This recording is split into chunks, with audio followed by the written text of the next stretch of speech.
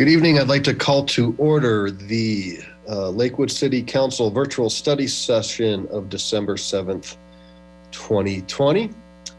Will the clerk please call the roll? Paul. Here. Abel. Here. Vincent. Here. Gutwein. Here. Vita. Here. Skilling. Here. Springsteen. Here. Franks. Here. Johnson. I am here. DeBuer. Here. Harrison. Here. You have a quorum. Fantastic. All right. Well, I'd like to welcome everybody for this evening's study session, which is a update and a presentation.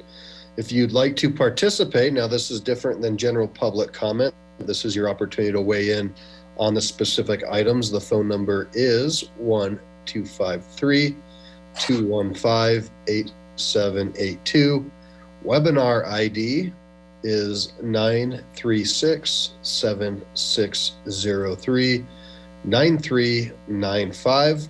You'll press pound after that to join the meeting, and then *9 will be your flag to us that you wish to speak, and then *6 to unmute.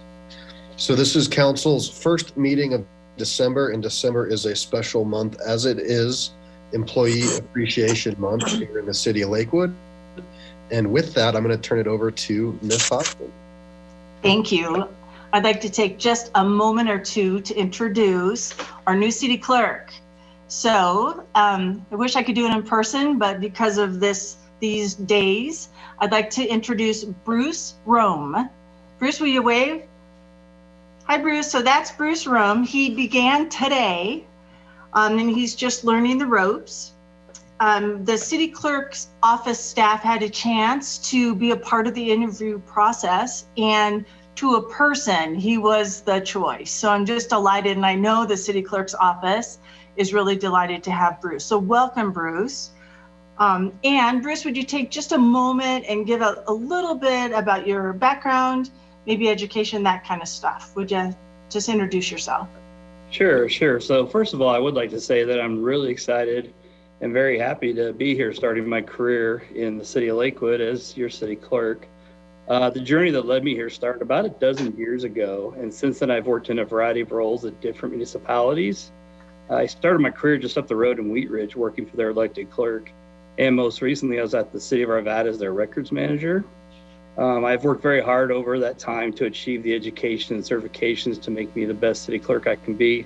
That includes a master's in public administration, as well as the master's municipal clerk, which is the highest certification you can get.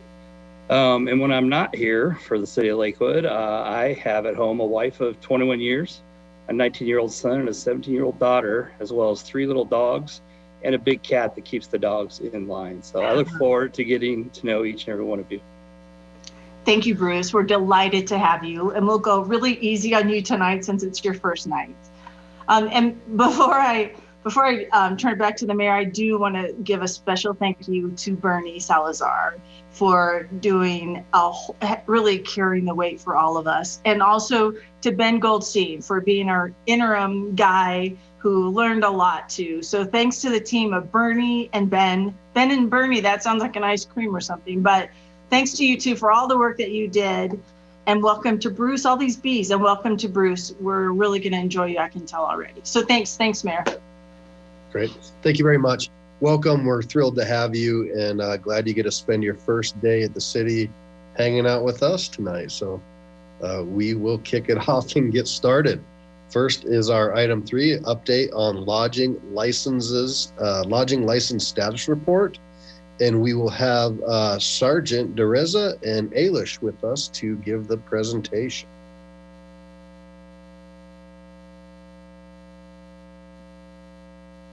And while they're getting ready, Councilor Vincent, is your hand working now?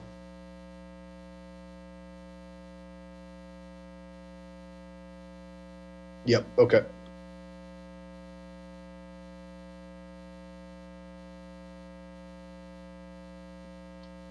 Good evening, sergeants.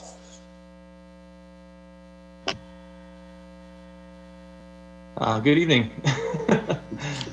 Thanks for having us. Can you hear us both okay as we talk? Is everything Loud and clear. 10-4. Okay? Yeah, thank you for having us. We're excited to show you kind of what we've been doing and answer any questions you might have. If you're all right with it, we'll share our screen and get the PowerPoint going, and then we'll take it from there.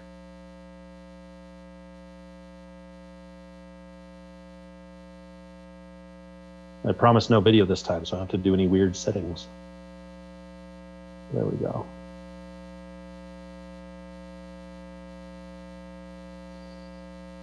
All right.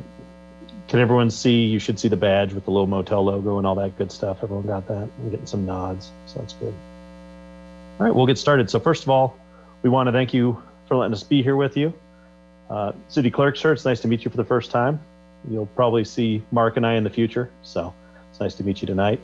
We're here tonight to present on the lodging license ordinance and give you an update. I know when we passed this, we were all excited back in February of 2019, and we promised you that we would start doing lookbacks and updates as necessary, so you could feel like the ordinance was continuing to evolve as necessary and you felt up to date to keep your constituents informed. So that's what we're here for. So without further ado, since it's been a little while, and for anyone new watching, we wanted to go over the purpose of the ordinance first and kind of how we got here. So again, you know, there was these increasing calls for service to the Lakewood Police Department regarding various incidents at the hotels and motels within the city. And you asked staff to look at options for how to reduce those calls for service. And we came back with a lodging facility license program.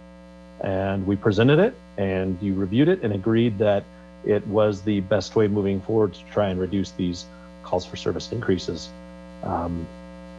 So a call for service, when we look at it as a reminder, is anything but not limited to calls to law enforcement that result in a law enforcement representative being dispatched or directed to the lodging facility.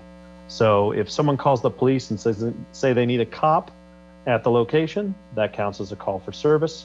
It also includes any police initiated call for service to the lodging facility that results in a criminal report being taken. So when we say police initiated, that means that I, as a police officer, am driving through the lot of one of the hotels on a patrol, and I identify a car that I find out is stolen. That's going to create a criminal report, and because there's a criminal report, it's a call for service as far as the license is concerned. It also includes any call to emergency services or police initiated response in the surrounding neighborhood that we can tie back to the hotel. So if we can show that the associated criminality was based out of the hotel, that counts. I do want to note it does not include traffic citations. So if I, as a police officer, pull someone over in front of a hotel and use that hotel's address as the traffic incident location, it does not include those, and medical only calls. So if someone calls because they had think they had a stroke, or someone had a heart attack and the police aren't involved in any major way, that doesn't count against them. We also introduced when we reviewed this in late 2018, 2019, the calls for service per room ratio. And what this is the number of calls a lodging facility has in a specific time. We define it as a year divided by the number of rooms that we have. So it creates a level playing field, right? So to remind you, the ratio, what that does is that says we understand that a hotel with 100 rooms is going to have more calls for service than a hotel with 10 rooms. So we make sure to take however many calls they have in a year and divide it by that number of rooms to find out what their ratio is. When we met with you and we went over the ratios that were options for making decisions on what was acceptable in Lakewood, you as City Council voted for a maximum allowed ratio of 1.89 calls for service per room per year. So the best way to think of that is if they have a 10-room motel, they can really have 18 calls per year, or 19, just under 19 calls per year when you make it that simple for a 10-room motel. So again, on February 25th, we were very fortunate that you agreed to pass this ordinance. And in the following months, all lodging facilities were required to obtain a license. We presented this as a very progressive education-based ordinance that we really wanted to try and meet the hotels where they were at and try and help them improve. And that's what we did. So in those situations where a hotel had a call for service ratio over 1.89, the only thing they were mandated to do by the license ordinance at first was simply meet with their CAT agent. So every hotel is assigned a CAT agent for consistency, relationship building.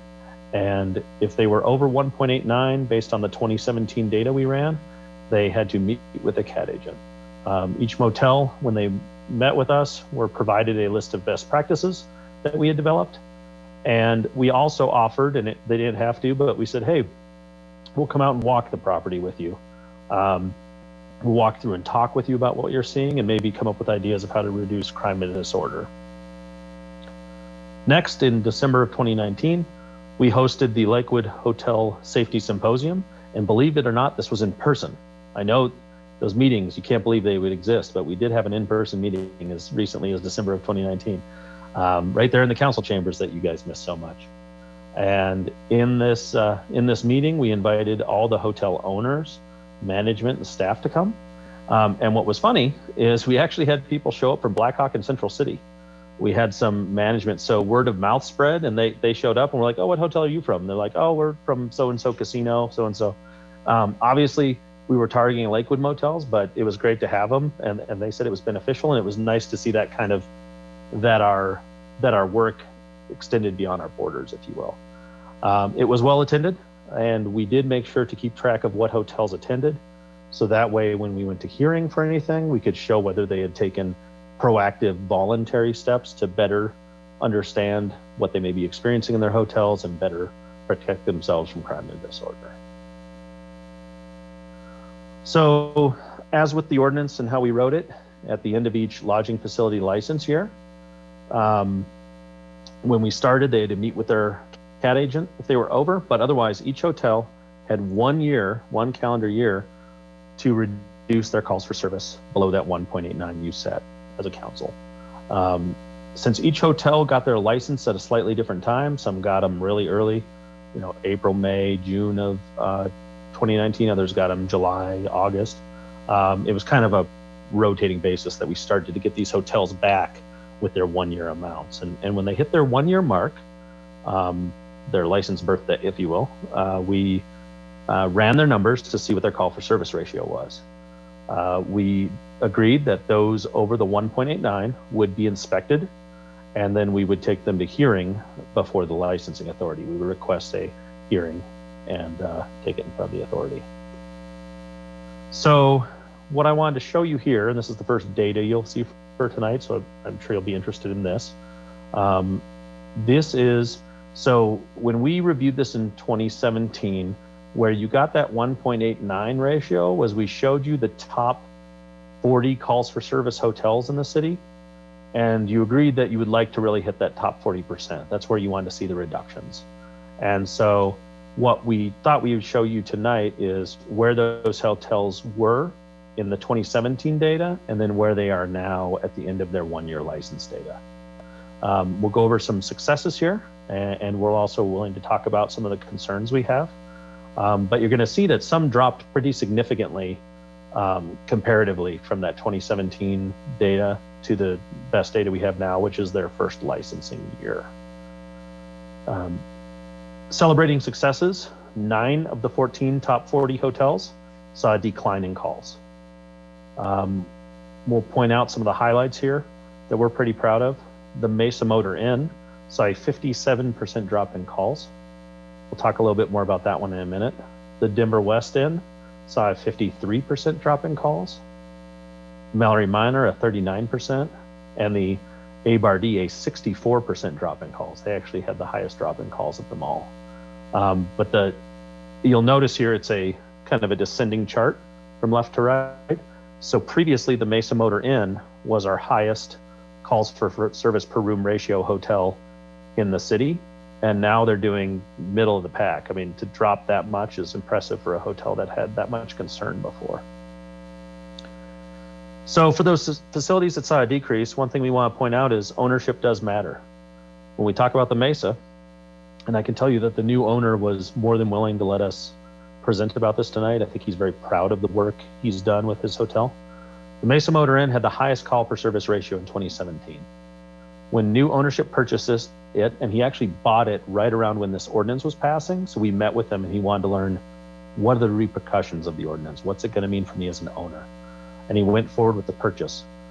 He took the steps necessary with us to reduce it, and they saw that 57% drop, which again takes them from the highest call for service location in the city for hotels to now middle of the pack, and frankly close to being under the 1.89 when you consider where they were. What I'm going to do now is I'm going to switch over to Mark here. I'm going to let him talk. I'll still run the slides, but he's going to talk you through the next part of this process. Okay, can everybody hear me okay? I want to make sure since I'm just starting out here. Okay, so I'll talk a little bit about the inspection process, what we actually went through with all of the hotels and motels this year, or at least the ones we've done so far this year, and kind of where the rubber meets the road as far as the actual inspection process and the result of that so far. So basically the way that the ordinance is set up is that there's a couple different ways we can have an inspection triggered. One of those, and what we did for all of these this year, were based on the calls for service ratio that John already talked about. There is also an option of if it could be triggered by a significant criminal act, which is basically defined as if we have an act that results in serious bodily injury or death, or the activation of a tactical team or a specialized unit in the police department. So essentially, if we have something significant that happens at one of these lodging facilities, we can actually choose to, or the licensing authority can take them to hearing. The one caveat with that is that we really have to be able to tie in management to that event. So just because there's something big that happens at one of these locations, if management or the employees there are not involved in it or aware of it, that's one of the things that we haven't had one that's involved the management folks to where we've taken the step of taking them to hearing. So all these that we're talking about tonight are based on that calls for service ratio. We have a number of people that have been involved in the inspection process. You can see the list there, but it includes everyone from the city clerk's office. Our city building inspectors played a really big role in this. Our code enforcement officers played a big role in this as far as doing the actual inspections. As well as the West Metro Fire Department. Their fire marshals were able to come out and provide assistance with these as well. So definitely a team effort, in addition to the folks from the police department, which includes everyone from our crime analysts, who are the ones who actually went through each of these calls and compiled them, and basically were able to compute those calls for service, which is a lot of reviewing of the calls themselves and determining what's appropriate to include in that calls for service ratio. So they really had a big part in that. Our CAT team obviously has been very involved in it as well.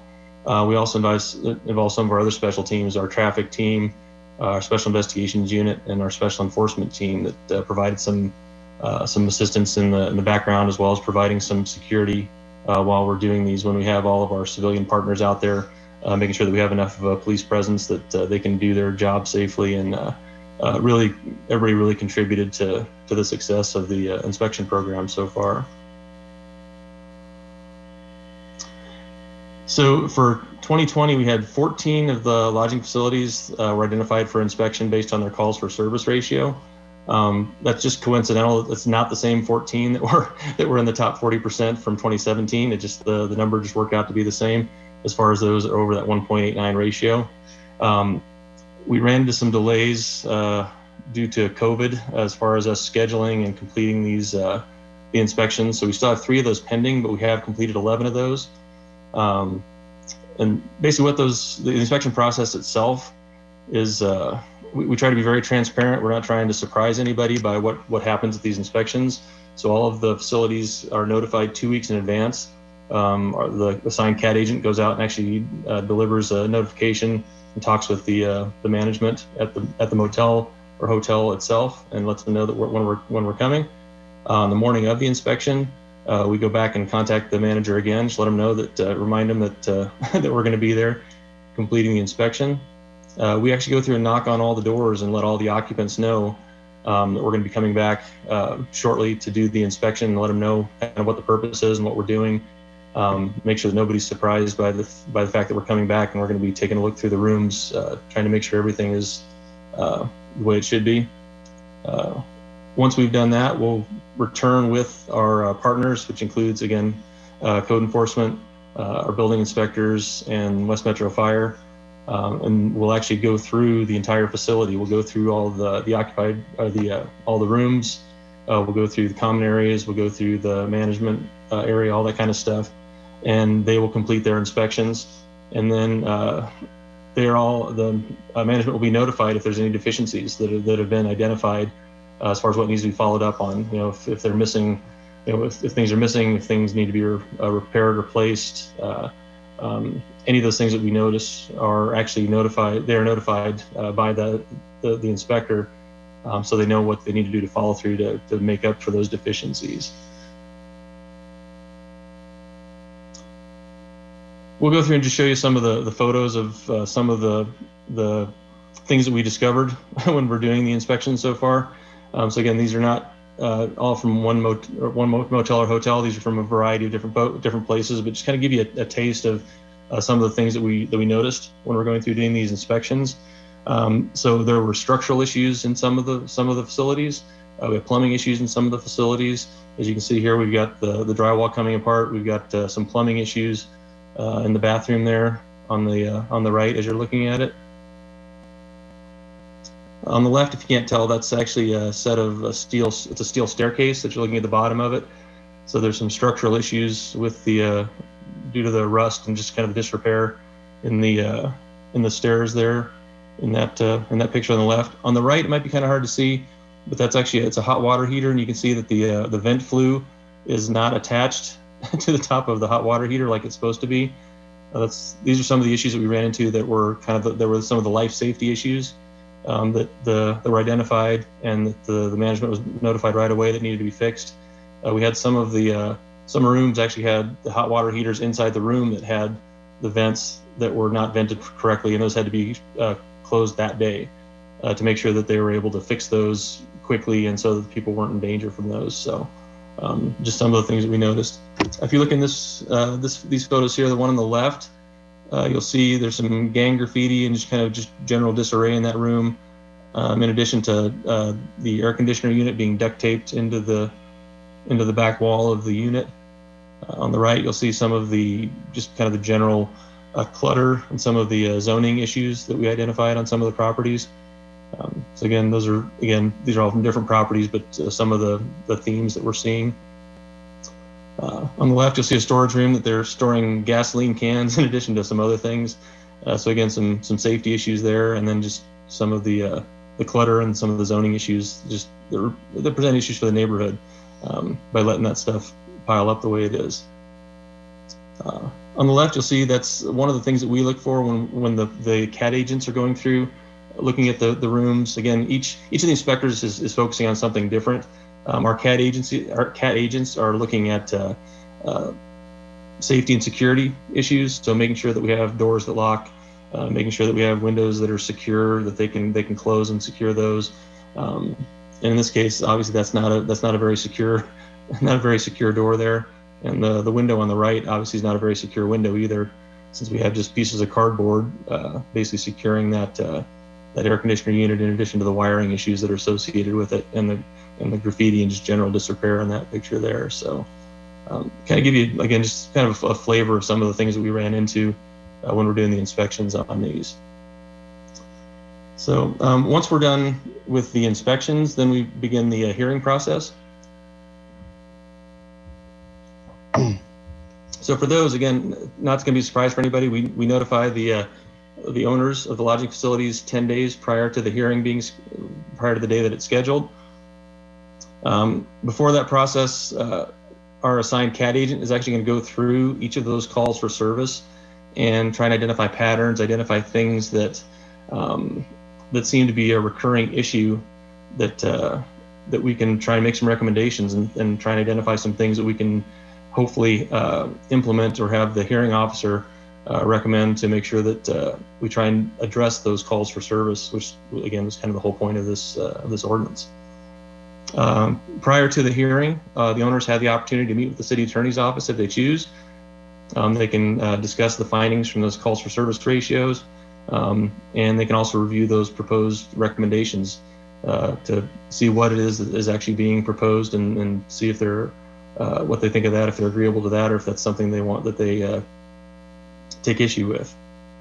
And then when it comes time for the actual hearing, there's actually an independent hearing officer that presides over the hearing process itself. It's much like a liquor board hearing for those of you that have been involved in the liquor board hearing process. As far as some of the sanctions that could be imposed as part of the hearing process, there's kind of a variety of different things. Again, it's the idea is that it's going to be targeting those issues that have been identified at that property, at that facility, but it can include a number of things, whether there's just office procedures, the check-in and check-out things. It could be as simple as requiring government-issued ID for anyone who's going to be renting a room. It could be a number of things as far as just some basic office procedures, kind of best practices for people that are running a motel or a lodging facility. If we're running into issues with vehicles, specifically with stolen vehicles or suspicious vehicles, things like that, we may make some recommendations on the parking situation, which might limit access, maybe limit some of the access points to parking areas. If maybe it's easy for people to come in back entrance and stow stolen cars there because it's easy to get in there and stash it somewhere that people aren't going to pay attention to it. There's a variety of different things as far as just parking goes. Just best business practices, kind of a variety of different things there. Maybe it's as simple as doing background checks on your employees or having them wear uniforms so they're readily identifiable. Maybe just kind of present a more of a professional image to people that are renting rooms there. Security recommendations could include upgrading doors, locks, things like that. It could range up to better security systems if that's going to help them monitor what's going on their property better. Transaction types, if one of the things that may be considered for some of these facilities might be saying, it's not a good idea for you to take cash payments. The hearing officer may say you really need to just require credit card only transactions, because that way you have legitimate people staying there. You don't have people that are just paying cash as they go when you don't know where that cash is coming from. Ultimately, on that bottom point, as far as the hearing officer discretion, it really is up to the hearing officer what they choose, what they think is reasonable, and what's going to be appropriate for that property. So they do have a fair amount of discretion as far as what they choose to institute as far as these sanctions go. So much like we couldn't get all of our inspections done due to COVID-related delays, we're also been delayed in getting the hearings done because obviously those follow the inspections. We have completed 3 of those so far for the 3 of the lodging facilities. All 3 of them have showed significant improvement since their 2017 numbers. So I think they're all definitely heading in the right direction. But unfortunately, they were all still all three still over that 1.89 ratio. And so based on those, based on kind of what they're doing and the direction they're headed, recommendations were made to try and assist them to further reduce those calls for service. All of the owners agreed with the recommendations. They all met with the city attorney's office prior to the hearing. They were all kind of briefed on what the recommendations were. They were all in agreement with those. All 3 of them were placed on probation, which will last them through the end of their licensing period. So all into the summer of next year. Some of the actual recommendations or the sanctions that were put in place as a result of these, a very common one was just posting rules. Something simple is establishing what the rules are and making sure that those are provided to the occupants, make sure they're posted in the rooms, make sure they're posted in the office so everybody understands what the expectation is for their behavior. So that's one of the things that was put forth as a sanction. Identifying the individuals that are running the rooms, and again, they just maintaining taking a photocopy of the customer's government issued ID and just maintaining that on file while they're staying there, and then identifying anyone who's a minor, so who's there, who's just identifying who's staying there. And that's a big part of maintaining accountability over these lodging facilities. For some of the places that have issues, again, with stolen or suspicious vehicles, something as simple as issuing parking passes or putting placards on there for vehicles that are registered to or that belong to registered occupants makes it easier for them to maintain a better idea of who's staying there and whose vehicles they are.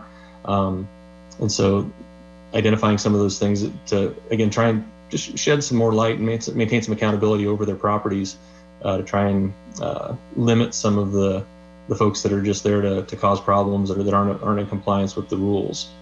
And then finally, just to make sure they're in compliance with any outstanding building code orders. One of the facilities has not taken care of all of the things that the building inspectors had noticed, so they're in the process of doing that. But as part of that probationary process, they need to make sure they follow through with all of those orders that were issued by the building inspectors. As far as where we're going to be going from here, as far as our next steps, again, the majority of the facilities that we inspected this year, even those that are above the 1.8, or I guess all of them we inspected were above 1.89. The majority of them are showing improvement, and as you noticed, as John pointed out, that some of them have a very noticeable improvement. They've really been working hard, and it's been significant. So we appreciate them working that direction. We've had a few that are going the other direction. They've had a pretty significant increase in calls for service. And those are the ones that those concerns are going to come up during the hearing process. And those are John talked about trying to be kind of progressive and being reasonable as far as those sanctions. But again, some of the facilities that may be heading in the wrong direction, some of the more significant sanctions may be appropriate for some of those facilities that are heading in the wrong direction. But again, that'll be up to the hearing officer to make that determination. As far as potential changes, at this point, we haven't noticed any significant changes that we would recommend, but that's one of those things that maybe as if members of council have questions or concerns as far as things that are as we're going forward, or as we finish the first cycle. Really, we're halfway through our first cycle of actually doing the inspection, doing the hearing process, so it's really kind of early to tell. But maybe by the time we've gone full through one complete cycle, we'll have a better idea as far as things that we may want to look at, or things that you may want to look at possibly changing, updating, adjusting in the ordinance as we move forward. So.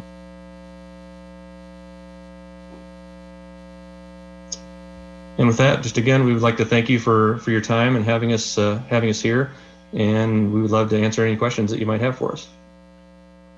Well done. Thank you very much for that. And I would just echo two things. I think it is really important as you continue that if you do have areas of improvement or you see things, I think this council would be certainly interested in understanding what that would be. The other thing is this is pretty resource intensive, and as we continue to monitor it, I think it's important that we, maybe if we have to adjust the fees based upon the amount of effort that's going into this, to certainly keep that in mind going forward as well, because it seems like you have 5-6 departments working on this and a lot of time and energy going into it. So with that, got everybody's hand up. So I'm going to start here with Mr. Skilling and work my way down. Mr. Skilling. Thank you, Mayor. Thank you, Sergeants, for the presentation tonight. My question was concerning the partners that you mentioned go out with your teams. You had mentioned there's a variety of folks that may go out there. Is code enforcement always partnered when you do the inspections? And then as part of that inspection, are there separate citations that are given? For example, we saw the water heaters and various things. Is that kind of a separate citation that they can receive? Yes. So what happens there is all of our partners have their own policies they follow. So when code enforcement goes out with us, they will give their own orders or notices to the property. So if they find junk and rubbish or disabled cars, they will provide them an order to fix that. Fire department similarly will provide their order. You need to fix this egress point. The building inspectors will say this stairwell is a structural risk.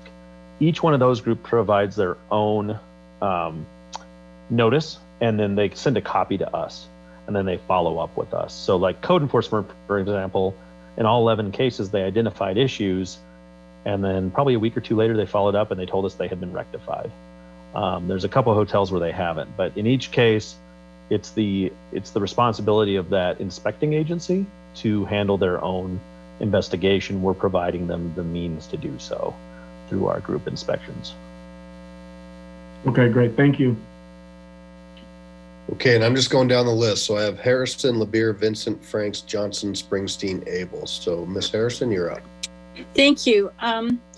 One thing I know when we talked about calls for service, I'm hoping that we are keeping the COVID medical calls separate in terms of the record keeping, because I don't know that an owner could be held liable for somebody that gets sick in their hotel. So I'm hoping that we're following up on that data and keeping those calls for service separately. I'm assuming they are. Do you want me to stop? And I see Sergeant DeRuzzi, you had your ready to go. I was going to answer the first question, is that none of the medical calls count in calls for service. So the Okay. code wouldn't affect Okay. them anyway. So Okay, good. that was all. right. I didn't mean to interrupt you. No, that's absolutely fine. It's probably better to do it that way. With I'll just call them bad actors. That might be the best way to describe it. Are they personally owned or corporately owned? When you say bad actors, do you mean the ones where we saw a market increase? Right. Well, I guess the way I should phrase that is because oftentimes, even if they're owned by an Right. individual, it's under a corporation, right? So they're not chains, if you will. They're not part of a chain or any sort of kind of lease system through a chain, a franchise, if you will. So nothing like that. And if you were to compare what I saw, Mesa Motor was down, but Blue Sky was up substantially. When comparing those two, could you quantify what the big difference is? Is it attitude of the owners? What is it that's making the big turnaround? And that's all I have, so I'll shut up after that. Yeah, I think one thing we realize is just like the major drops, some of the hotels, ownership matters for those hotels that have seen an increase too. As you're well aware, many of you are small business owners. The environment you create for your staff, for your management, really dictates how a business is run. And we have found that in some cases, the ownership is not creating that environment, or they're not working with us as well as those other hotels are. And so that's why, the whole idea behind this ordinance was to say, hey, partnering and education go so far, but at some point we're going to have to be able to say, no, you have to do this differently because it's not safe for the community. And that's why we would go to hearing and ask for those sanctions to force some of those owners to make the necessary changes to make it safer for the community. And follow-up question to that is, do you feel like in the ordinance you've got enough teeth to be able to make those owners make the changes that need to happen? I think right now it's too soon to tell, to be honest with you. I think we need to get through this first round of hearings and see what sanctions the hearing officer prescribes and see how they follow through. I can tell you, we have been very impressed with how many of the hotels have responded to this. They've responded in a very business appropriate fashion where they understand, okay, this is the cost of doing business now. I have to maintain a license and I have to stay in good standing with the license authority. Some of the hotels have not taken that attitude, so our job is to go in front of the hearing officer and see if we can get sanctions to fix that. I think what would be best is after this next session, if we find that those sanctions are not getting the desired result, we would come to you looking for solutions at that time. Mr. LeBeer? Thank you. You might not have an answer, and thanks again, Sergeants, for the presentation. Really appreciate that and the update. And you might not have the answer for this, but my question is, I'm paraphrasing a little bit, but you essentially said you're not sure if you need additional tools right now. My question is, does code enforcement or our building inspectors, Do you know if they have a similar view on that? That they feel like they have the tools they need at the moment, or at least it's too early to tell? I think my best answer to that would be is we've received no feedback that they haven't felt lacking. They haven't told us, if only we could do this. We haven't received that anecdotally. I think I could tell you that, as the mayor mentioned, this is a big personnel lift.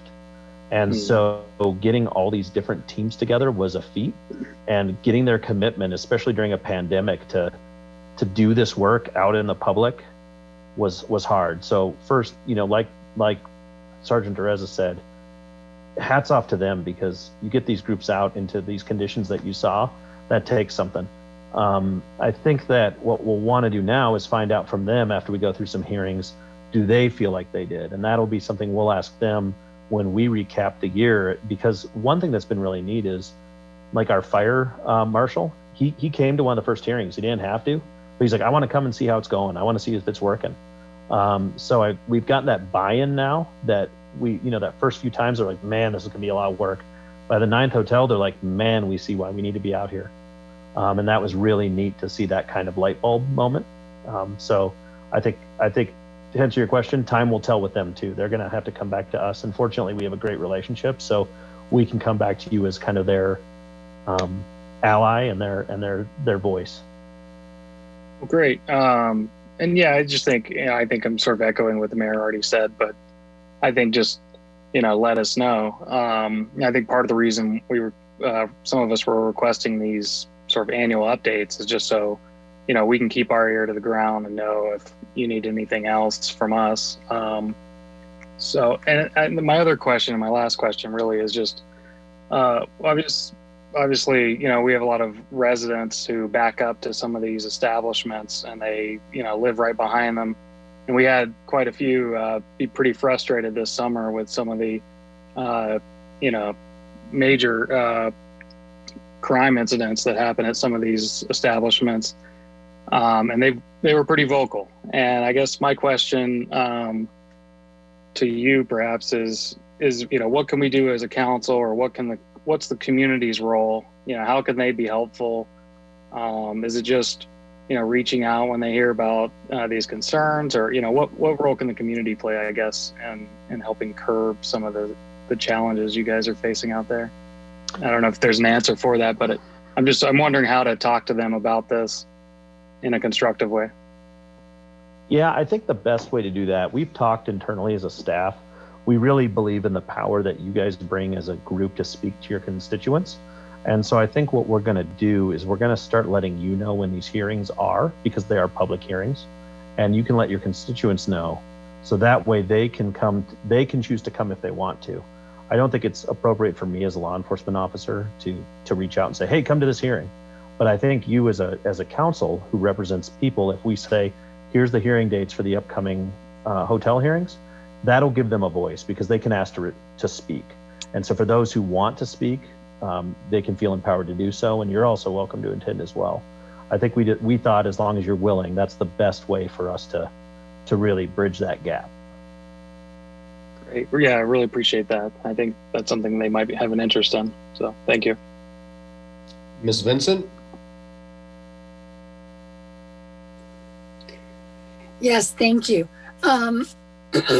I've got a couple of questions, and one, I would like to comment on what you said about getting the information out so we can get it out to the constituents. That would work for I think some of our wards perfectly, because we get calls on them all the time, and I know you know that. I wondered, first of all, if you ever had something, I know the medical doesn't count toward calls for service, but do you ever have the medical turn into something else? Like you find something when you go to do a medical call? Yes, that's true. So what can happen is, let's say we have a report of a fall victim, and we get there and they fell because they're extremely intoxicated and they're from the next room over and they're causing trouble. That turns into a detox hold possibly. So that would be a call for service. So there's really, we do our best to, you have to humanize this process to make it fair, right? But then the humans also bring difference of opinion, right? Because if we rely on a computer, then no one disagrees with the computer, except they go, well, that's wrong, but if the computer told us, what do we do? So the first thing is our crime analysts review every single call for service that's held against a hotel. That's the first step. And we give them some basic guidance. And then what happens is when we get ready to go to hearing, our CAT officers will review it again, and our city attorney's office reviews it before they go to hearing. And in fact, recently we had one where we said, here's a couple where I think we shouldn't hold it against them, and we reduced that number even further. So we're very careful to say, hey, we know it's not a perfect system. That's why we go to a hearing. It's just like anything in criminal justice. There's an opportunity to speak publicly. And so there may be calls where it is changed to hold against them, or we decide later, hey, we're not going to hold this one against them because they make a compelling argument and our city attorney agrees. So I give you a little more there than you probably asked for because you were just asking about medical, but that's how we approach all calls for service related to this, is they can change, and we know that. No, that's great information. I appreciate it. Would it be possible to get, you said that now we have 14 more that went to the top of the list where the others floated some on the bottom. Would it be possible to get printout or information on those 14 now that are at the top?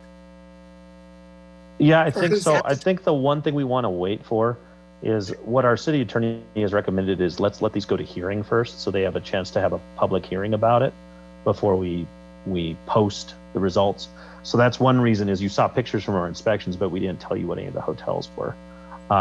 You did though see that on the second list, I showed you what their calls for service number is now. So that's public. You guys have a copy of that, so you can review that, which is just their base number from the year. Right. And we can make sure to give you that. But any more data, that's what the hearing's for, and that's what we'd want to provide you along with the hearing officer in an unbiased fashion.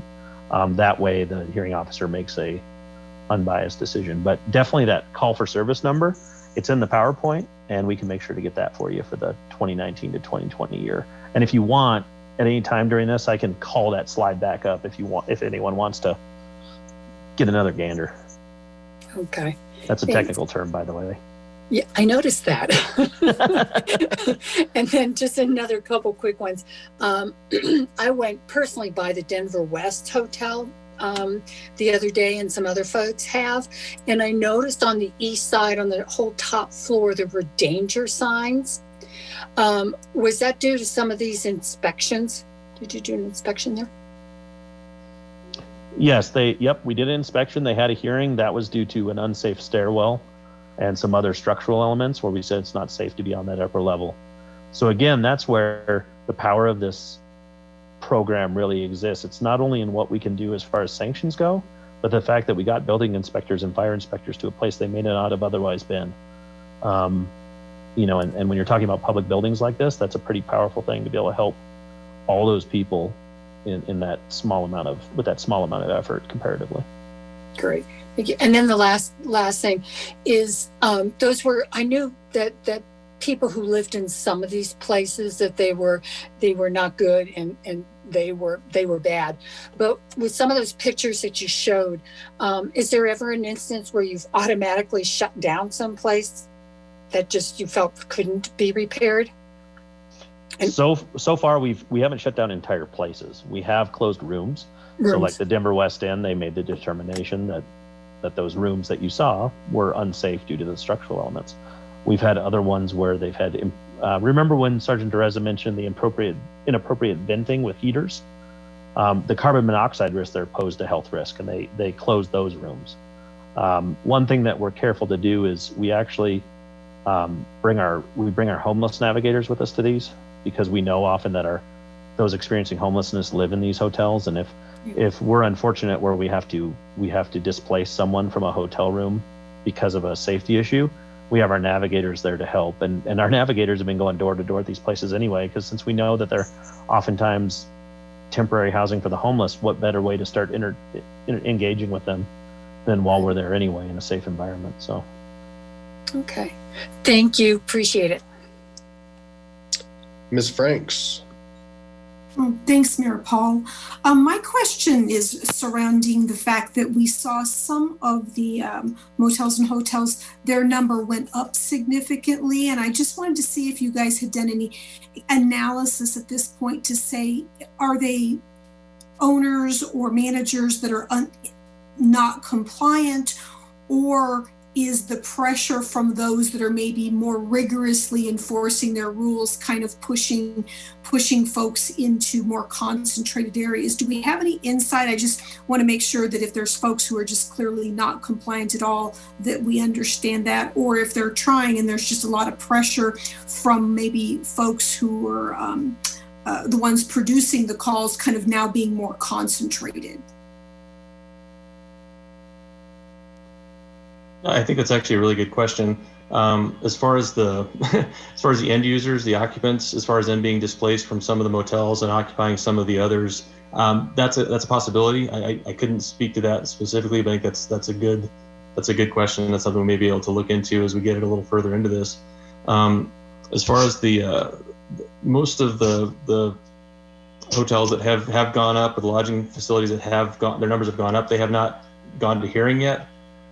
So we can't. It's going to be a little bit tougher to judge their willingness to work on some of these things. Based on what we've seen so far, we haven't seen as much involvement and as much willingness to do stuff up until this point. I know Sergeant Alish mentioned some of the other things that we did as far as doing the safety walkthroughs and doing the safety symposium.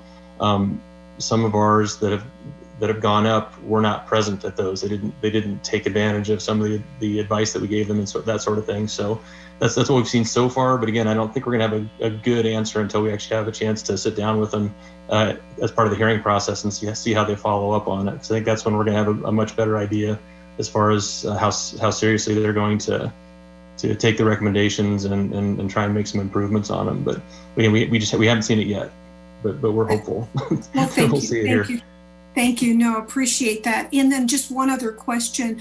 I wasn't sure if and I don't know what role we have to play, but I have a question about, as we require them to maybe bring the rooms up to minimum safety standards, have we noticed that has then increased the rental rates, and is that further putting pressure on our communities of folks who are barely holding on? I just didn't know if rates are going up as we're requiring these establishments to better take care of their properties.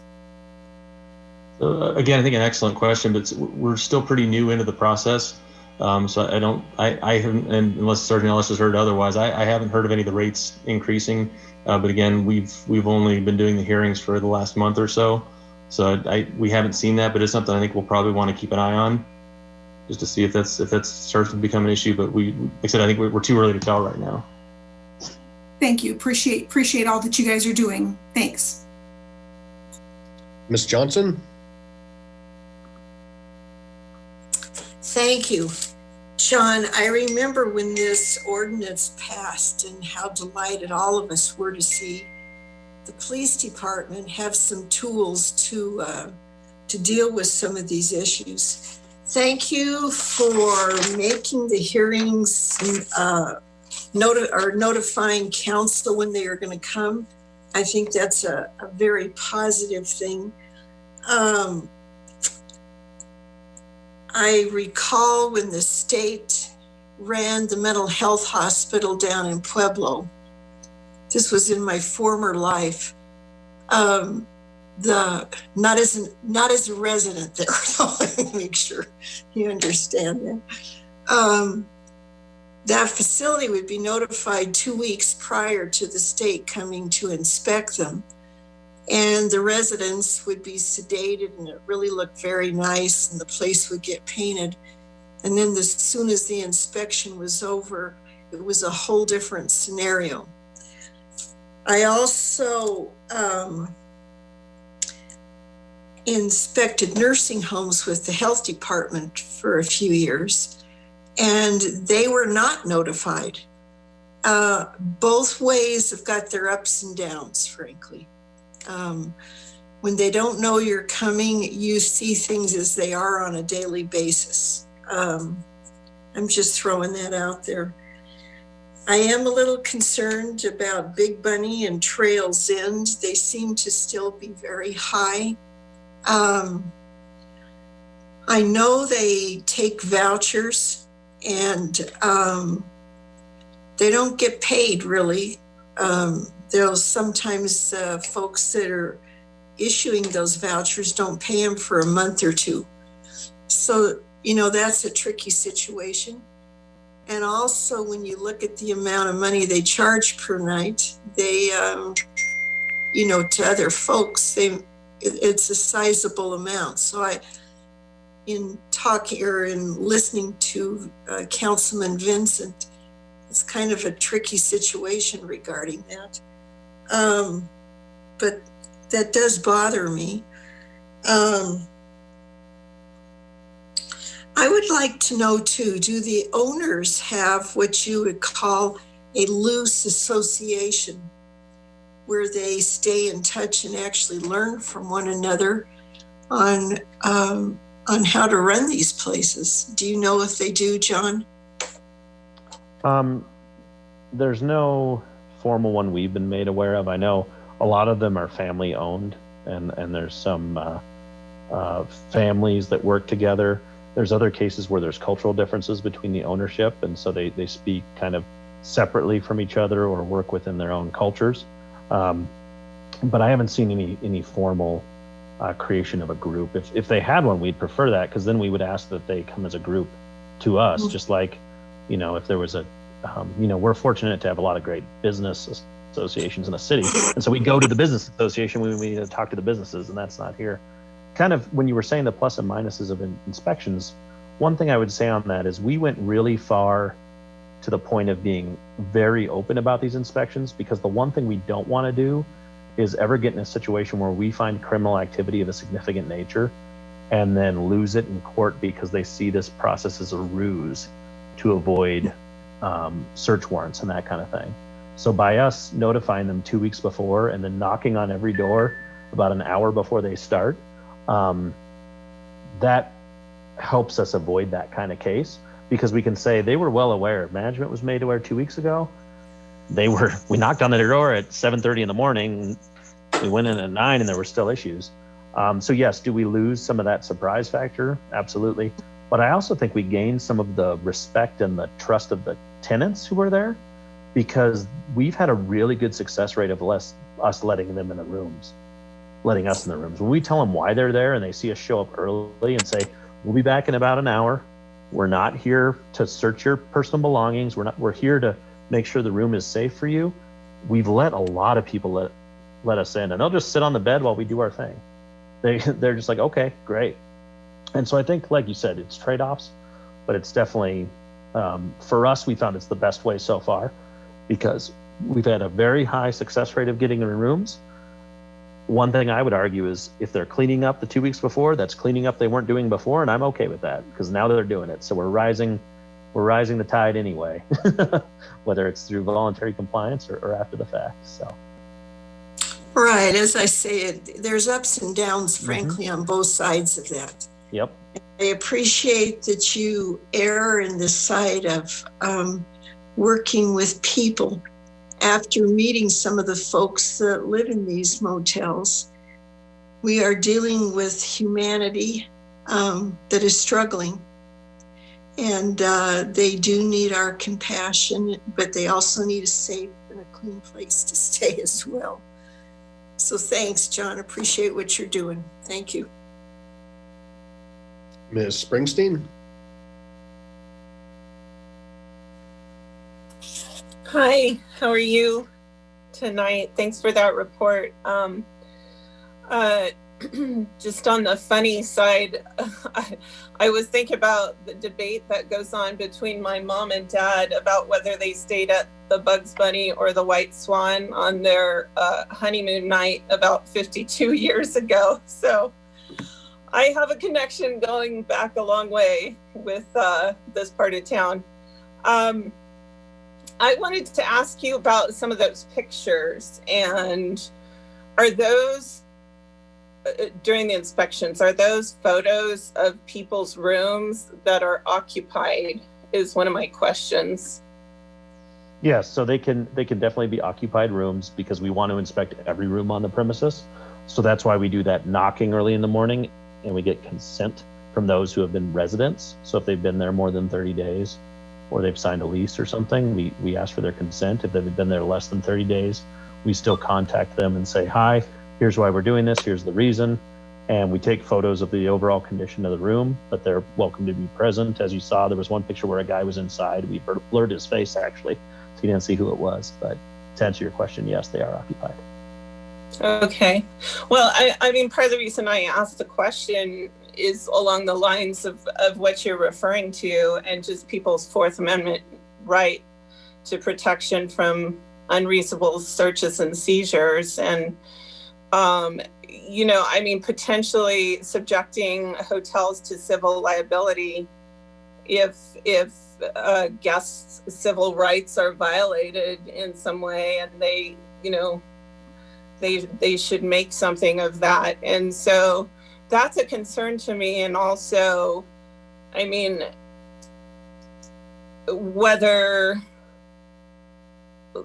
we're really thinking about what is consent in that regard, because I think a lot of people who get a knock on the door from a police officer would tend to be pretty intimidated at that point. And so it's just a concern I have is watching out for those Fourth Amendment rights. And then I think we kind of covered homelessness a bit. And, you know, it was my thought that many of these cash paying people might be homeless people who just have nowhere else to go.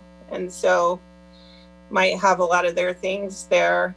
The other concern I have is, and a question is, I have heard that the Lakewood police are running names for warrants from the guest lists at these hotels, and I'm curious if that's true. Thank you both for your presentation. Absolutely. So to start by answering your questions on the Fourth Amendment question of consent, we agree with you that that's a major issue. And that's why we do the 2-week notification ahead of time to the management.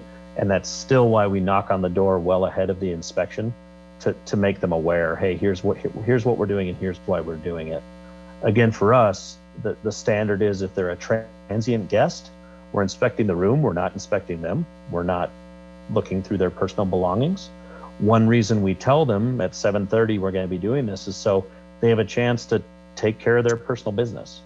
And we want to make sure that in a court of law, you know, we can say, no, we gave them ample time with the door closed for them to handle their personal business. And when we go in a room, obviously, if we see something in plain view, we may have to deal with that as an officer, but that's why we give them plenty of notice on the front end.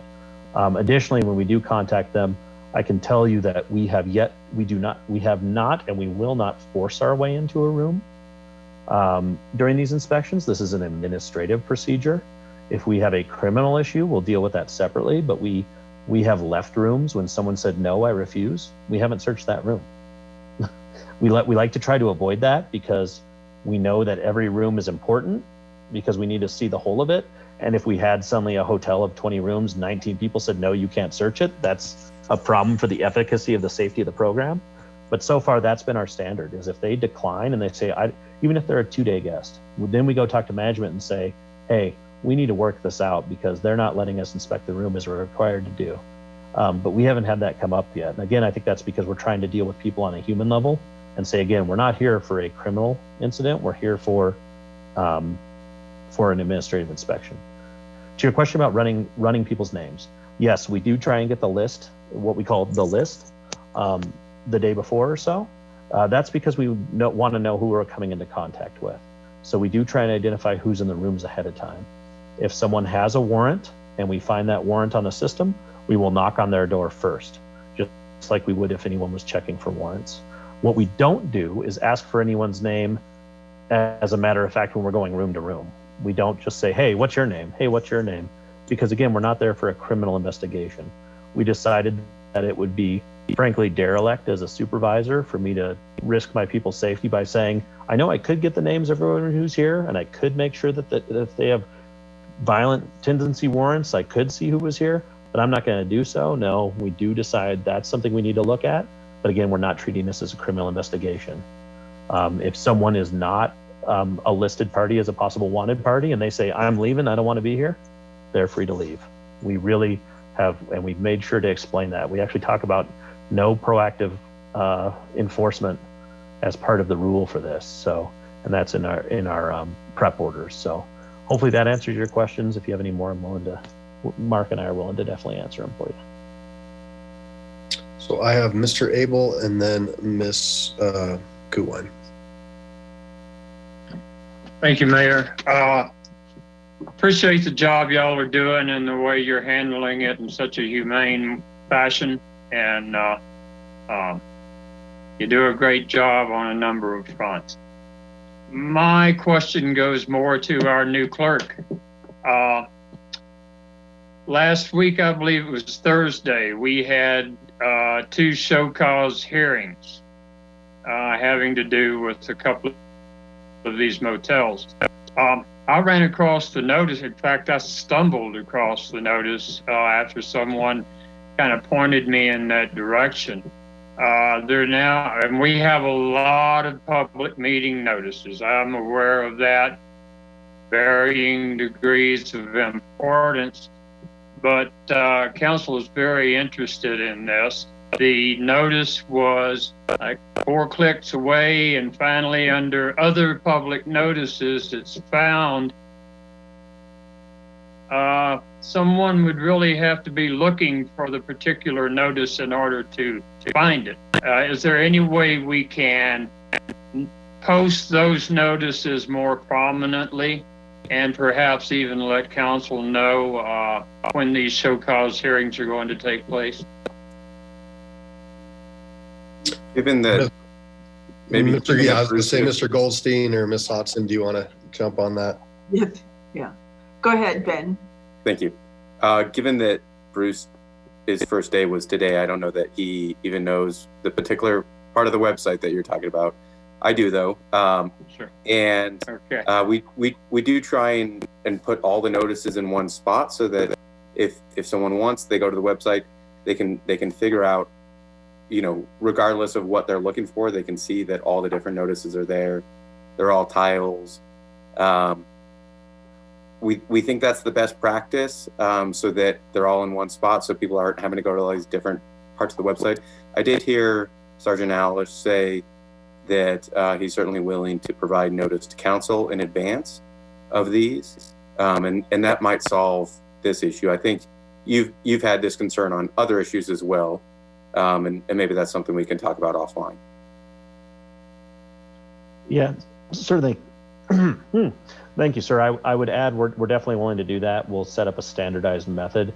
These first few hearings have been interesting because we're actually going to be interviewing new hearing officers for this. It's a pretty labor-intensive hearing process too, as you can imagine. We still have, we're going to have 11 more hearings to do over the course of the next couple months, and that's pretty intensive. So we're interviewing some new hearing officers for it. Once we start to get that laid out and we know when these hearings are going to happen, we'll definitely make sure you're aware from here on out when those are, and I'll work with the city clerk and find the appropriate way for you to find out about that.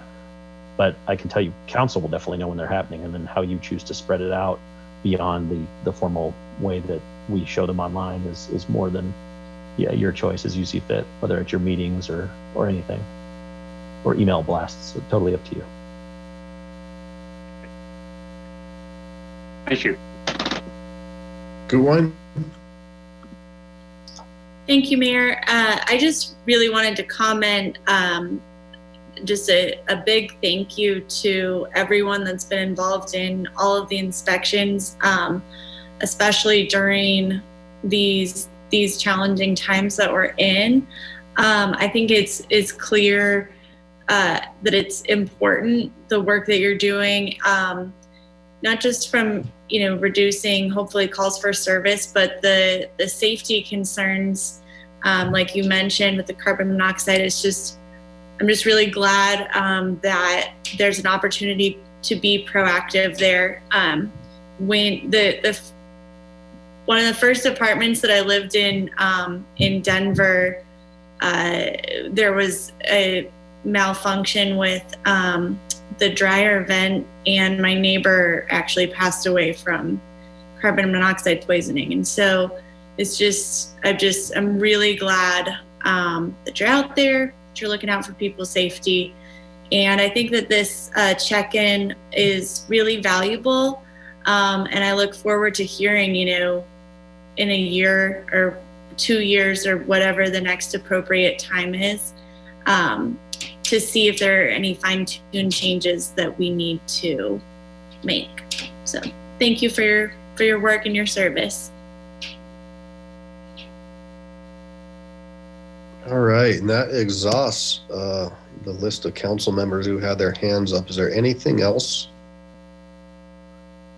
Cool. Well, Sergeants, thank you very much for this important update. And I know the community was anxious to see this as well.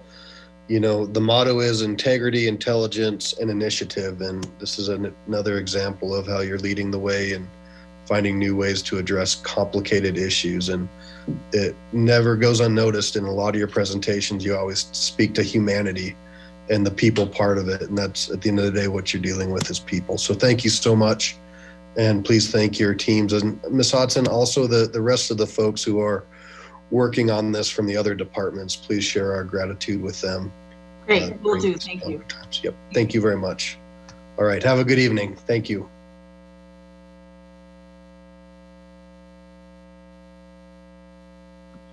All right. Next up, this brings us a little bit of normalcy, as it's been a long time since we've heard from our Lakewood Advisory Commission, and a great group of dedicated folks who are working on a lot of different things and have a lot of different projects to present to us and to try to move forward.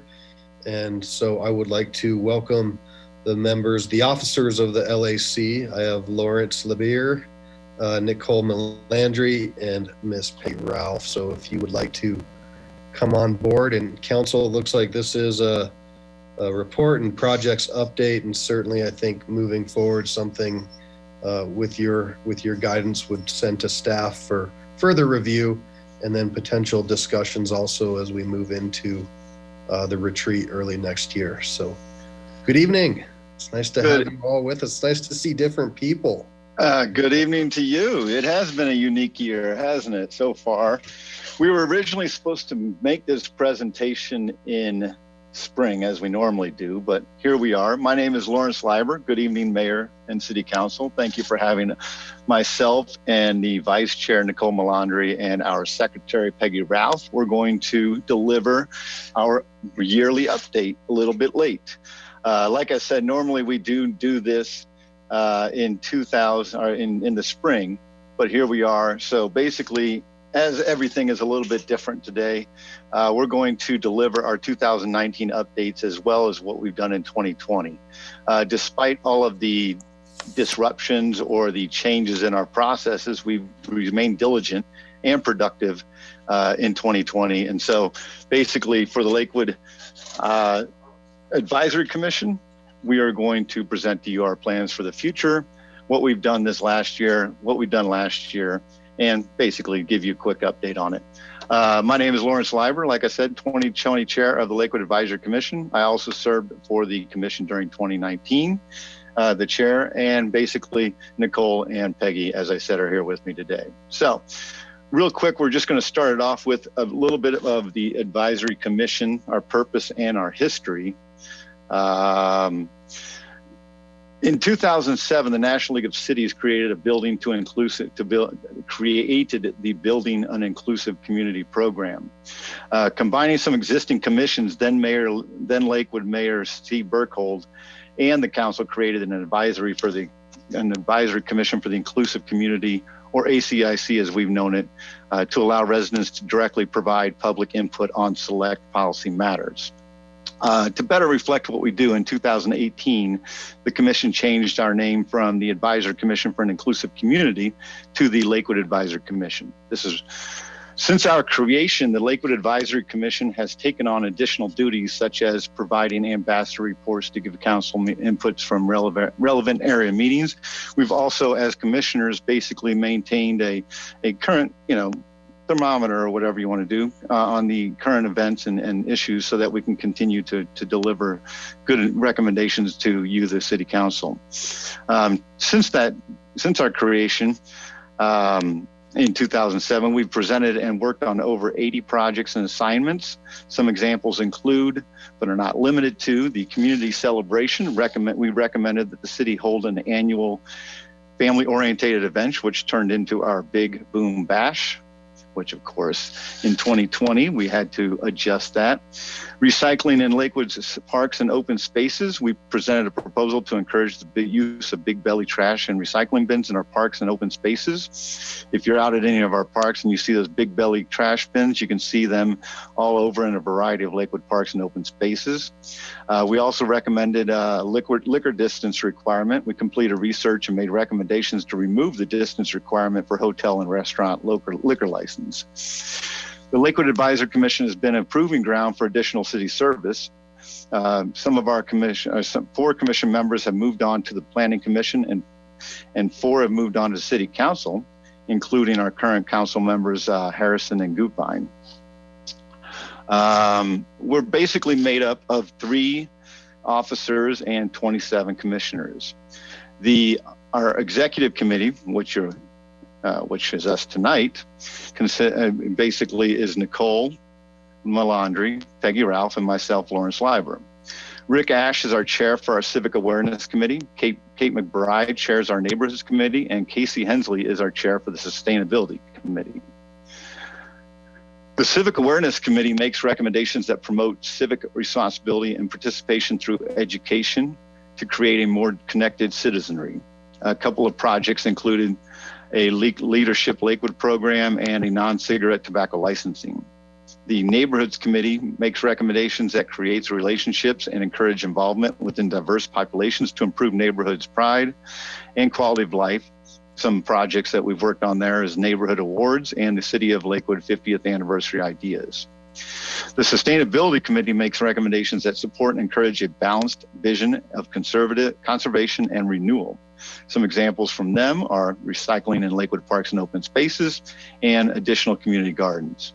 And at this time, I'd like to invite Nicole Melandri to report on the Ambassador Program and commission and accomplishments over last year, or 2 in this case. Okay, thank you, Lawrence. As mentioned, some members of the commission serve as ambassadors for the City of Lakewood, attending other agencies and organizations' public meetings and reporting back to City Council on issues that may pertain to the City of Lakewood. Currently, ambassadors are attending the virtual meetings for Jeffco Parks and Open Space Advisory Committee, Jeffco Board of Commissioners, Foothills Animal Shelter Board, Jeffco Public School Boards of Education, and the Regional Air Quality Council meeting. 2019 was a productive year for the Lakewood Advisory Commission and its members. A few assignments and recommendations that we worked on included a ballot measure was added in the 2019 to exempt the City of Lakewood from Colorado Senate Bill 05-152 that prohibits the use of municipal or county money for infrastructure to implement local broadband service. The measure passed, but did not commit the city to the development of municipal broadband. Let us know if City Council would like to explore further opportunities to provide broadband service in the light of our current remote work and learning environment. We researched mayor and city council compensation amounts and plans from various municipalities, shared the benefits of hosting a car-free day event and how it would meet many of the city's core community values, recommendations for locations, coordinating with an existing event and potential partners for the event were shared. Highlighted the current veterans memorials within the city and ways to promote them. This year, an online story map was available for a self-guided tour and shared during the Veterans Day holiday. In January 2020, LAC provided some alternatives to alleviate the issues surrounding farmers markets and healthy food access to Lakewood residents. There are a variety of projects currently in the works. We will provide a quick update for a few of these proposals this evening. and several others are ready to be presented to City Council. City Council assignments for the Lakewood Advisory Commission include researching the viability of a renewable energy program for Lakewood, and research and recommend solutions to reduce the illegal use of fireworks in the city of Lakewood.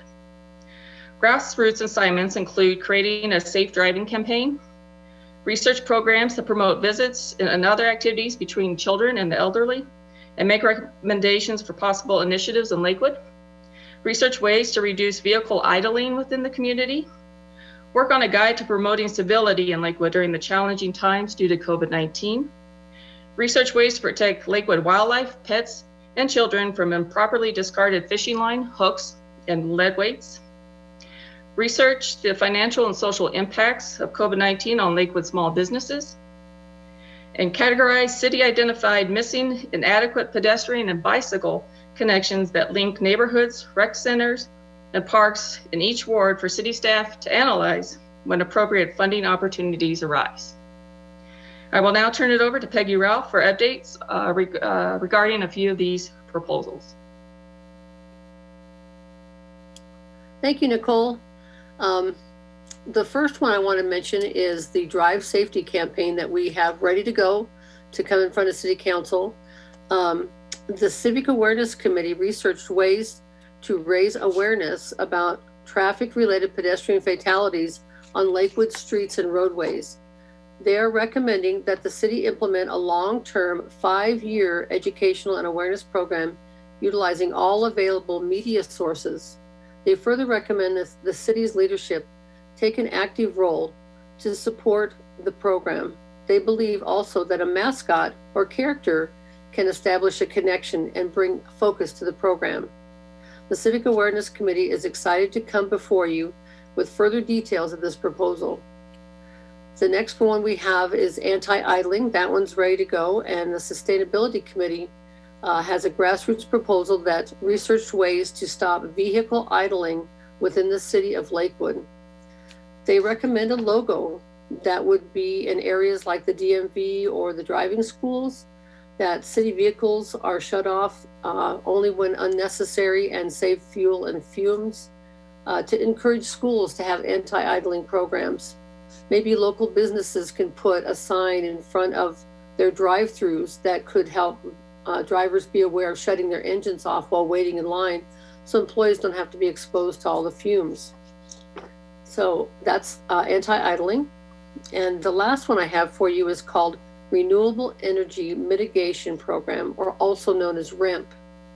The Sustainability Committee researched ways to bring renewable energy to the city of Lakewood. What best practices should Lakewood be using? They recommended a point-based REMP program like other cities and communities that Colorado already has. They recommended a point-based REMP program like, I guess I just read that, sorry. It needs to be an all-inclusive residential, industrial, and commercial new construction, as well as remodels. They would like to see an option that if you choose not to participate through these programs, that you could pay into an energy efficiency fund. So we would like to present these proposals to you and hear more about them. So please put us on the schedule for 2021. We have enough proposals right now that are either complete or in process that we could fill up the entire calendar of 2021. So we really appreciate getting on the schedule and presenting all this work and research to City Council. Thank you very much.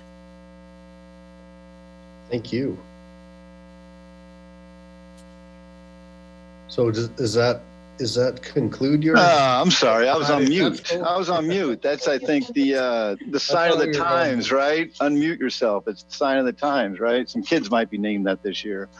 Thank you, Peggy. I should also note that Peggy will be our chair for next year, for 2021. She has, I want to congratulate her for winning the election and basically taking on the chair. So rest assured, you'll have a great leader taking over next year for the LAC. And as she said, and I'll second it and I'll further it, you know, we do obviously have a backlog of proposals, and I understand that it is a unique year. But on behalf of the commission, I can say that I can basically say, you know, we've had a lot of push as far as saying when are we going to get on there, and those kind of things. So I need to at least express that frustration that we've had, is that we've been working hard, and we want to get these ideas out there, and we want to get those things, and we want to deliver those proposals. So hopefully, as you said, return to some normalcy. Hopefully 2021 we get some more of that back. That said, with the commission, there are several openings on the commission, and I would like to encourage any interested individuals to attend a committee meeting and a full commission meeting. The LAC has representatives from all 5 wards, and we encourage diversity on this commission. We work hard to ensure that the residents have a voice in the community and feel valued. I speak on behalf of the commission in saying that we highly enjoy having input on different community policies and potential projects. This is a great opportunity for individuals that allows us residents of all different backgrounds to be engaged and make a difference. On behalf of the commission and behalf of Nicole and Peggy, we'd like to thank you, City Council, for the opportunity to make a positive impact on our community. Also, we'd like to extend recognition to Michelle Millard, Bernadette Salazar, and Everett Aberg for this support. And I know he told me how to pronounce his last name, and I know I just butchered that, but Everett, I'll just say Everett. And welcome to the city, Bruce, and we look forward to working with you as well. So right now, this concludes our presentation, and please let us know if we can answer any questions for you. Well done, thank you. And don't worry, I was going with the LeBeer pronunciation of your last name, Lawrence, but everybody pronounces it Lieber, but it is actually Lieber. And thank you for stepping up in your years of leadership, and we welcome Ms. Ralph coming in as the new chair. Certainly feel your frustration. As you can imagine, this group also had lofty goals for 2020 that have all been kind of parked for some time, but I can assure you that we're trying to get back to normal, trying to get whatever that normal is. And even if it's not a true normal, something that we can continue to honor the hard work that you and the group have put in. It is valuable. You do it because you care about your community and your wonderful volunteers. So we will certainly honor that going forward and try to find ways to get these things on the schedule, and hopefully get some staff input and then potential implementation. So I do have a question. Looks like Ms. Gutwein has her hand up. Just a comment, not a question. Just wanted to thank y'all for all the work that you've done and getting all those proposals done. It's been, we've been anxious to hear them as well. And I don't know if it would be possible to hear some of the presentations ahead of our retreat, but that would be great if that is possible, so that we can consider them as we plan our next year. But I know we always have a ton of work ahead, but please pass our thanks on to everyone else in the commission for all the hard work. And then on a lighter note, you did pronounce my name correctly, which most people get wrong. So it's the second vowel of the German name. Exactly. Thank you all very much. Of course. Ms. Harrison. Thank you for all your hard work. I know you have been working really hard, and we really appreciate it.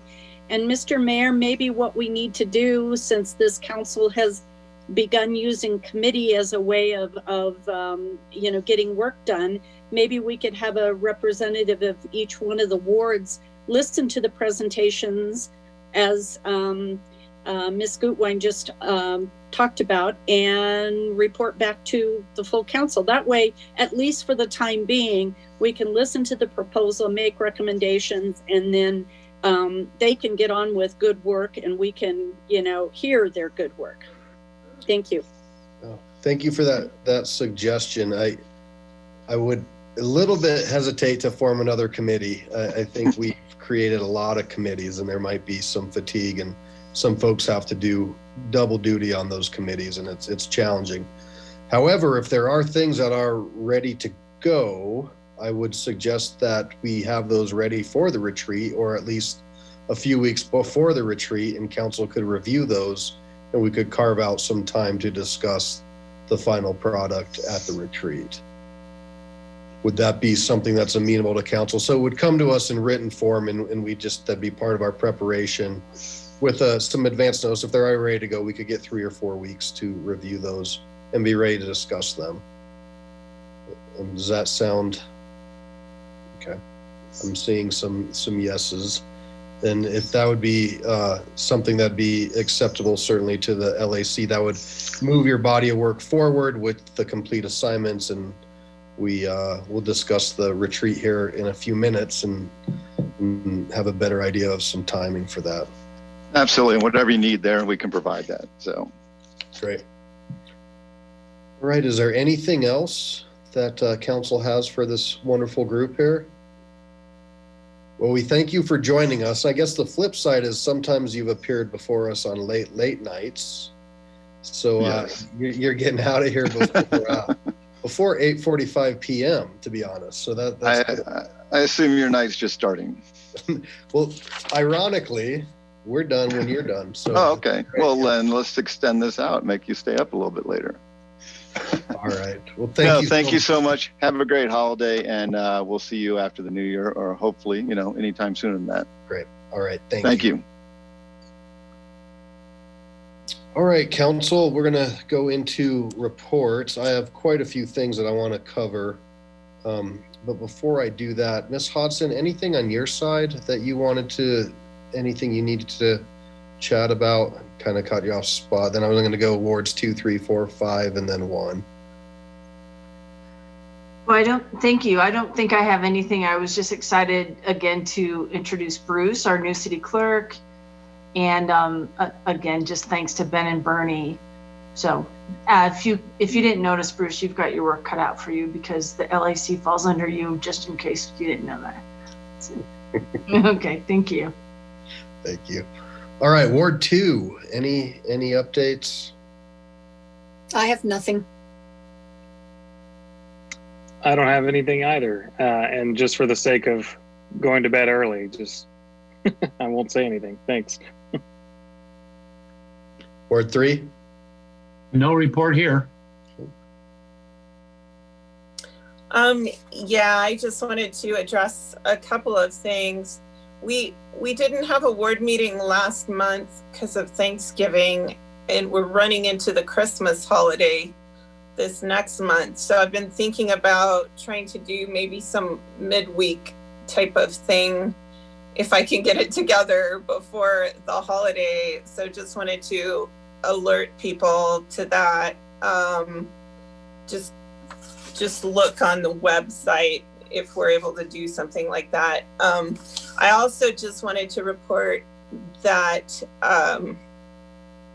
this past week we saw on Channel 7 a video of Aurora PD asking Aurora Fire Rescue to administer forced injection of quote unquote calm down juice on a suspect. And I've been talking about this for a number of weeks. Very concerning influence of law enforcement on medical decisions, as I've expressed this concern about in the past.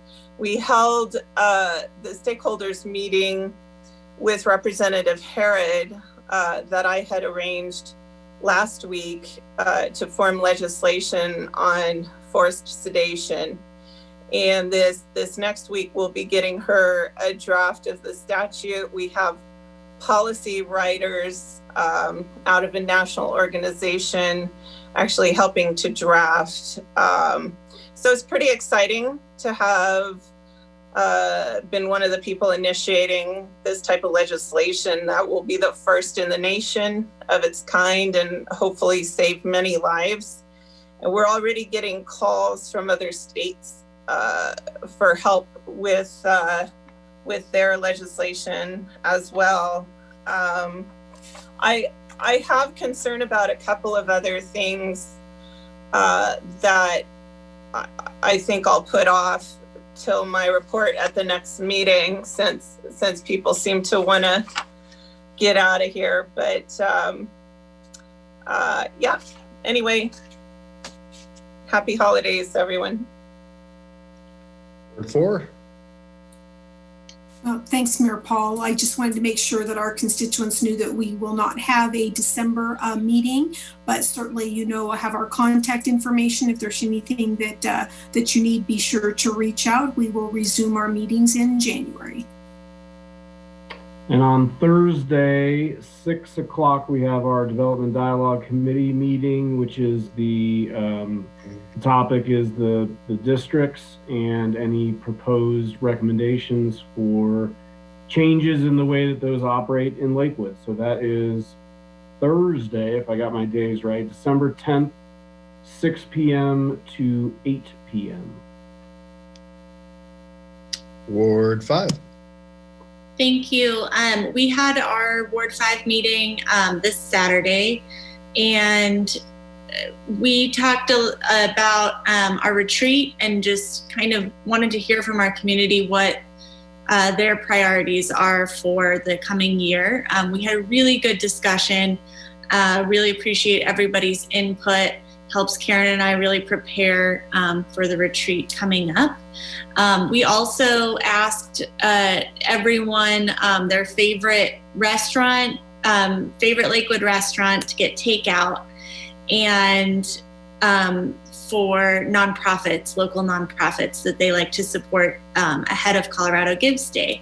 And so I just want to make the plug, Colorado Gives Day tomorrow, and also let all of you know, it was exciting to hear from our community. A lot of the nonprofits that they support are nonprofits that we, Lakewood, supported through our COVID-19 response program. And then, if you're a family who's able to order out and get takeout, please do. It actually does make a difference when we eat out, and it certainly makes your night easier as well. So we heard from a lot of people love our local small businesses. It's a challenging time, and I hope everyone stays safe. Ward 5 will not be having a January meeting because I think it's our meeting would fall like the day after New Year's. So no January meeting for Ward 5. Take care, all. Good, Karen. Okay. All right. Ward 1.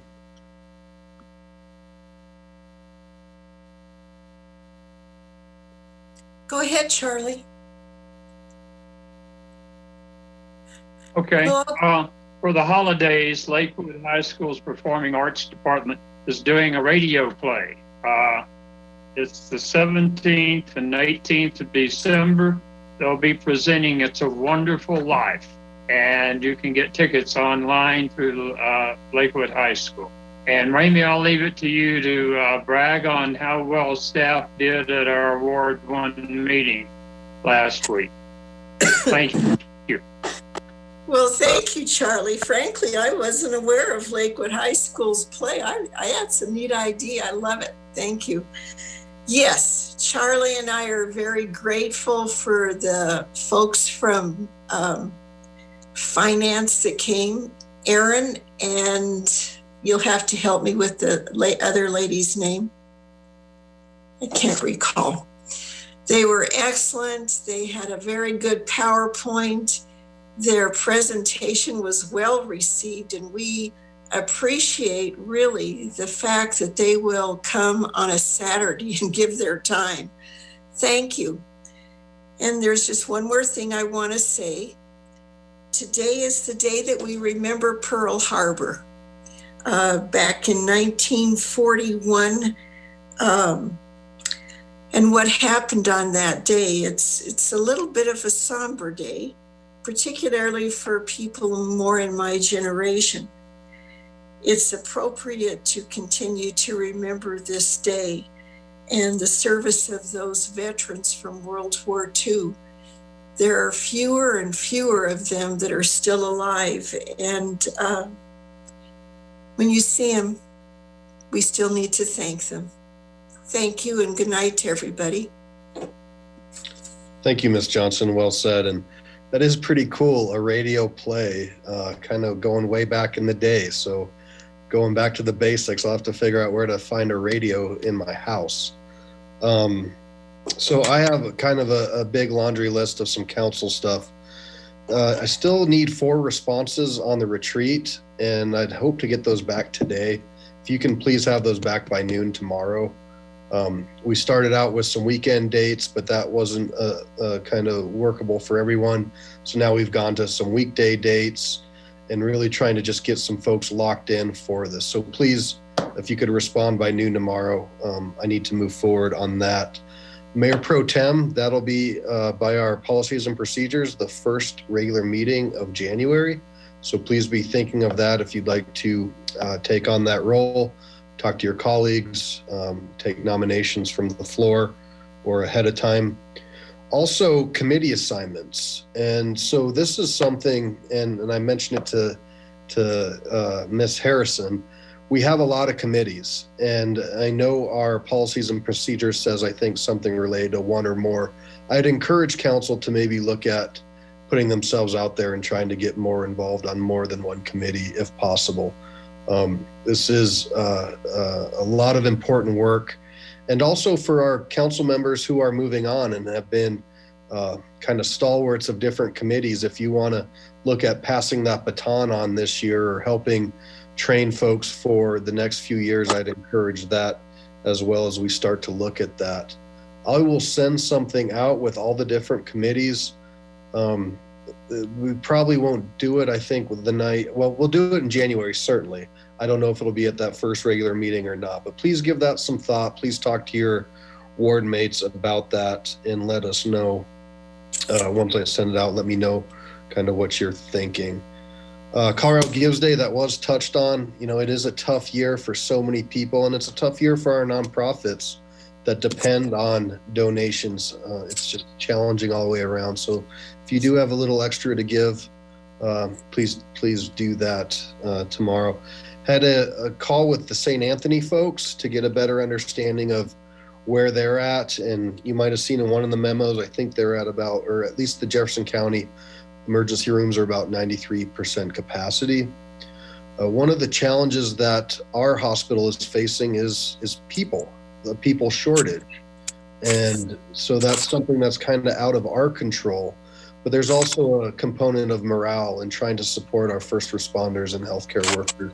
And so you may see some things coming out that could potentially support our local businesses, our local restaurants, by supporting them to help give back to the hospital.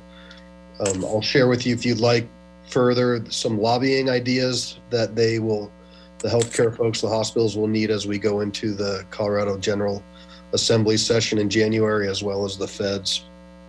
So stay tuned for that, but they are very gracious for the support that they've had, but it is very challenging for them right now, and learned a lot from that process. On to the feds. I guess there was some talk today from the congressional side, from Congress, from the House of Reps, on an extension of keeping the government open so negotiations can continue for a potential relief package that would come our way. So important. You all have an incredible voice to reach out to our senators and our congressmen and let them know that they have got to get some action. The challenges are just going to continue to grow as things are shut down.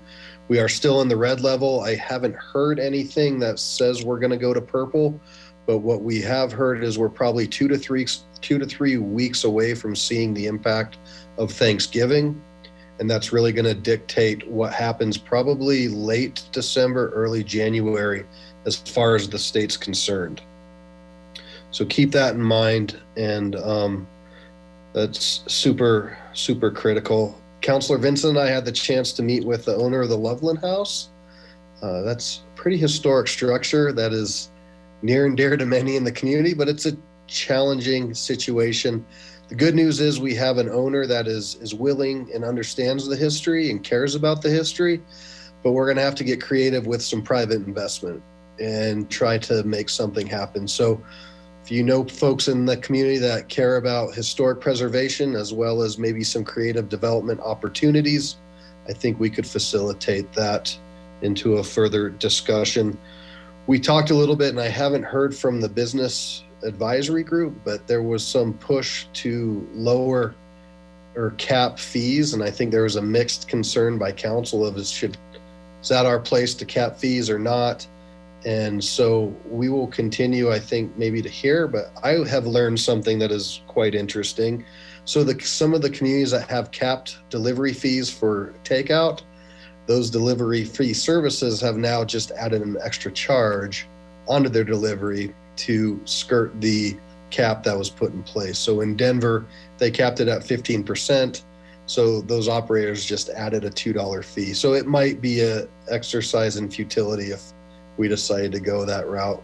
But for our business owners, it is important to know that we do care, and we'll try to do everything we can going forward to support you. So I think that is all that I have, but would love to wrap up the retreat information so we can lock that in. And that's it. Anything else for the good of the whole? All right. Well, we're glad to have Bruce on board. Look forward to working with you here in the future, and thank everybody else. Have a good evening. Be safe out there.